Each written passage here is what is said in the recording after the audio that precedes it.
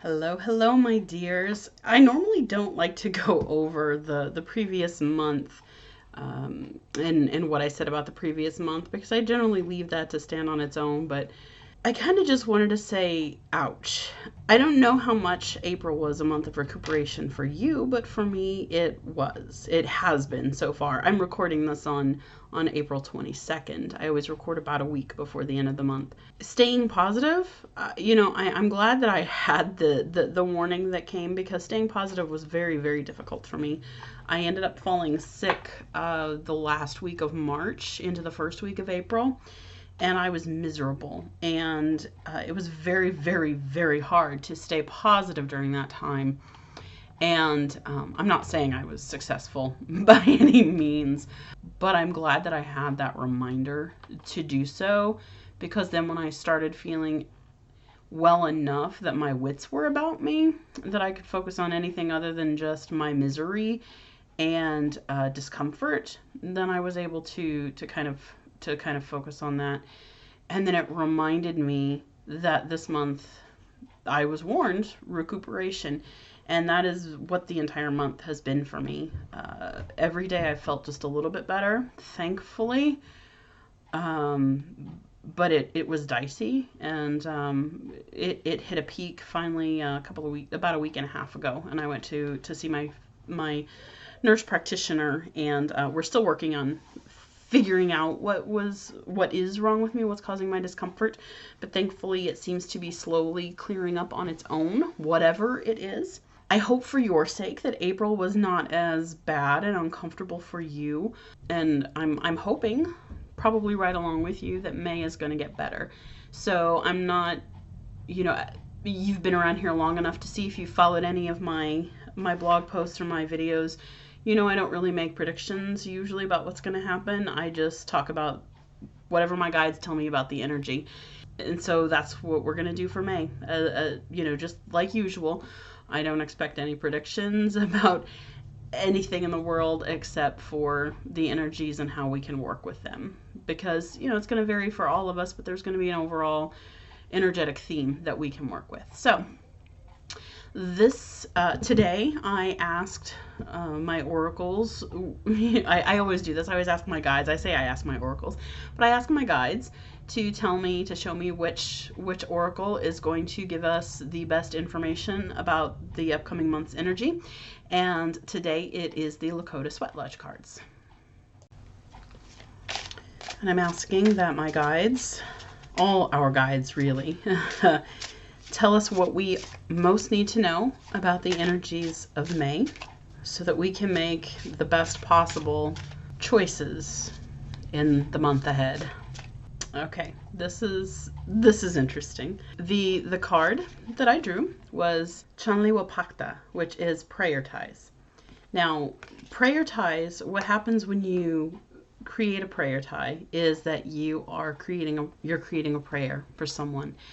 This time I have absolutely no way to better express this than what the book that comes with the cards actually says. So I'm just going to read that because there is absolutely nothing I can add. I think it is incredibly fitting for what's happening in the world. So the description is, we convey the essence of the circle of creation. We carry prayer to the heart of creation. We remind you of the grandfather's blessed promise to the Buffalo Nation that they always hear your prayers. Through us, the circular vision of oneness teaches you to release your grip on the old matter of creation and extract new form. Pray then for your sisters and brothers, the elders, the children, the unborn, the ancestors who gave you life. Pray for the mother of all, Maka, and for all that draw life from her body. That's Earth, by the way. Pray for the whole of what you know and for that which is beyond. And always, always give thanks. This is the prayer of the Creator. This is the circle of life. The tradition is that when we make prayer ties, we are taking the opportunity to offer our prayers to others. Prayer ties are made by stringing together little packets of cloth filled with tobacco. As each packet is made, a prayer is offered. The ties are brought into the lodge during the Inipi ceremony.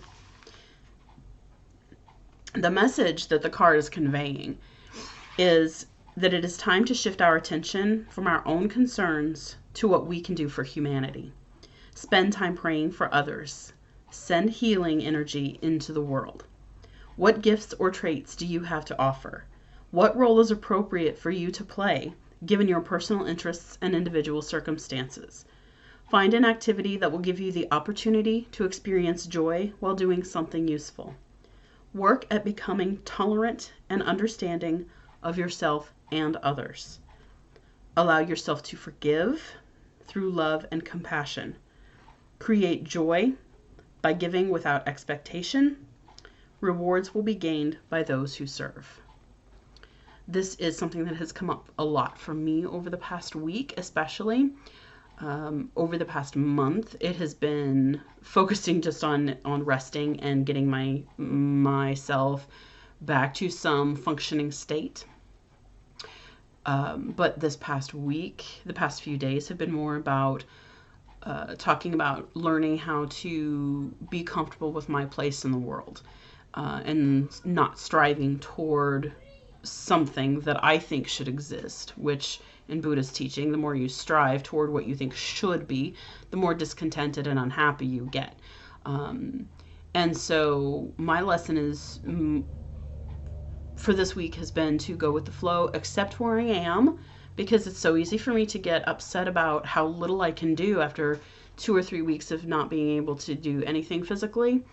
So I get very easily frustrated when I have a hard time walking, for example, for 15 minutes. So the point here is accepting our place in the world, forgiving, and praying for others, praying for everyone, pray for everyone. The key words that were given for this card, by the way, are social consciousness. So with everything that's going on in the world, last month it was stay positive, but keep in mind your vision for what you want the world to be. Not what you think the world should be, but what you want the world to be. There's a slight difference there. And so here we're going a little further on that line, social consciousness. Start praying for people, pray for the world, pray for everything, pray for it. And pray for the highest good of everything. And that's how you that's one way you can contribute.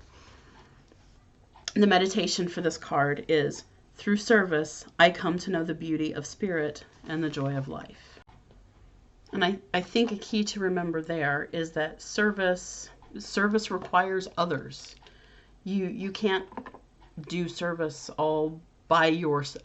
You can do it all by yourself, but service always requires that you're doing something for others.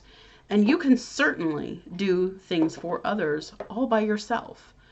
That is one thing that I learned, that I was taught very much during my year of Shadow and Light, is that by staying here, even by being locked in my home, trapped in my home is what it felt like, and not being able to go out, I was still contributing to humanity, because we affect our vibrational levels. It gave me an opportunity to focus on my vibrational level, to focus on improving myself and making my life into what I wanted it to be, or to the very best that I could get it to be given the circumstances. And that's an opportunity we all have right now. You can be of service to others without being near others. We have lots of people in the world, right, who, especially in the US, who are making masks for other people. You can pray. Praying alone does it. Work on yourself. When you are around other people, when you are on social media and you talk, you affect others. And you may not always know how you affect others. In fact, most of the time you won't.